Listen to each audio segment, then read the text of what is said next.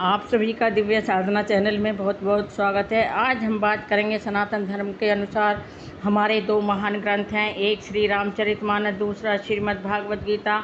ये दोनों ग्रंथ हिंदू ग्रंथों में विशेष महत्व रखते हैं। आजकल हम श्रीमद् भागवत गीता की 18 अध्याय जिनके श्लोकों की व्याख्या में हम सरल और आसान शब्दों में कर रहे हैं। अब तक हमने श्रीमद् भागवत गीता की भूमिका की और उसके पहले अध्याय जिसका नाम है कुरुक्षेत्र के युद्ध स्थल में सैन्य निरीक्षण के श्लोकों की व्याख्या हम सरल और आसान शब्दों में कर चुके हैं। अब आगे कर रहे हैं श्रीमद् भागवत गीता के दूसरे अध्याय जिसका नाम है गीता का सार। यह अध्याय बहुत ही महत्वपूर्ण है क्योंकि इसमें स्वयं भगवान श्री कृष्ण जी ने अपने मुखमंडल से गीता के महत्व को बताया है और कहा है कि अगर हम अपने वास्तविक जीवन में इस गीता के सार को अपनाएंगे तो हमारे जीवन का उद्धार हो जाएगा और वास्तविक ज्ञान की भी हमें प्राप्ति हो सकेगी अगर हम इसको ध्यानपूर्वक पढ़ेंगे और उस ज्ञान को हम अपने वास्तविक जीवन में धारण करेंगे। मेरी आपसे प्रार्थना है,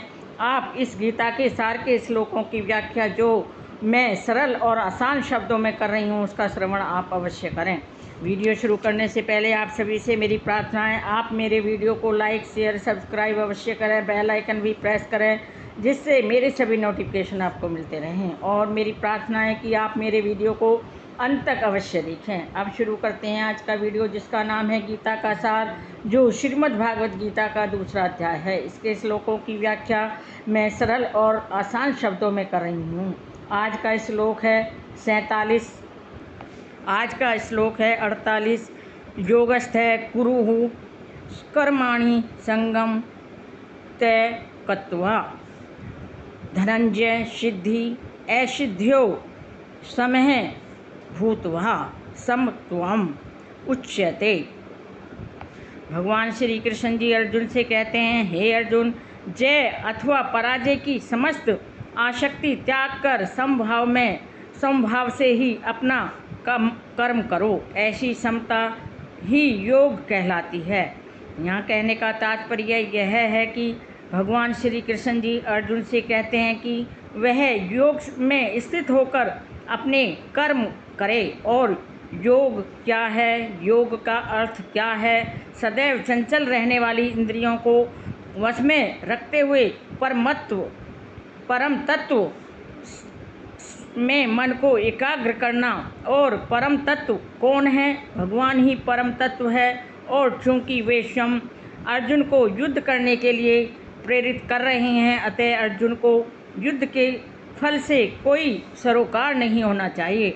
जय या पराजय कृष्ण के लिए विचारणीय है। अर्जुन को तो बस श्री कृष्ण के निर्देशानुसार ही कर्म करना है।